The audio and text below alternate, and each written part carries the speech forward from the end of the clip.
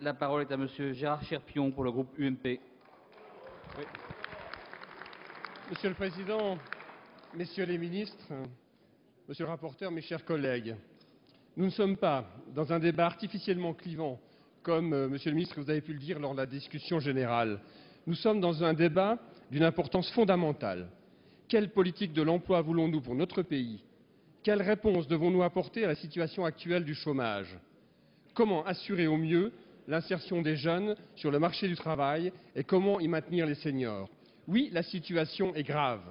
3 200 000 chômeurs, 1000 chômeurs de plus par jour, 25% de chômage chez les jeunes, 89 600 chômeurs indemnisés de plus pour la seule année 2013, selon la prévision de l'UNEDIC.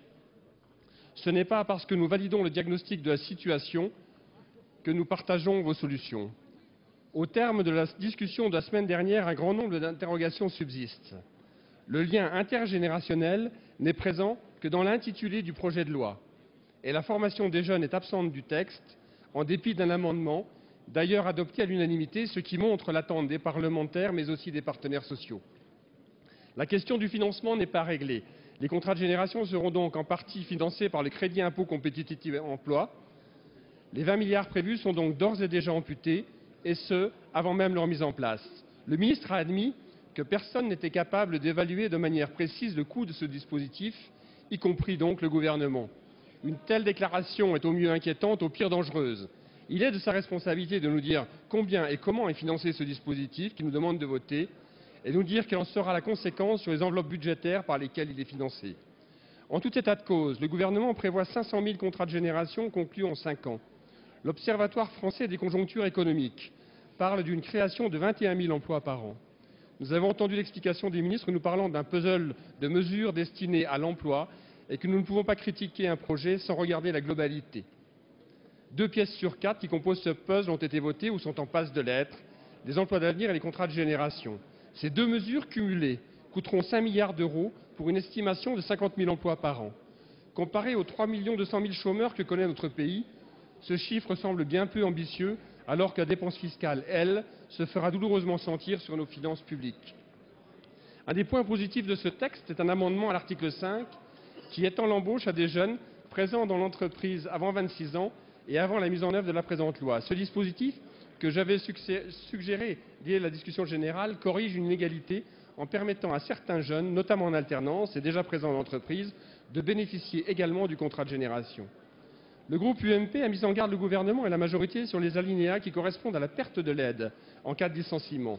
Plusieurs députés ont déposé des amendements visant à supprimer ou restreindre la perte de l'aide à l'alinéa 59. Cette disposition aura comme conséquence néfaste de limiter l'embauche des seniors. Nous n'avons malheureusement pas été entendus.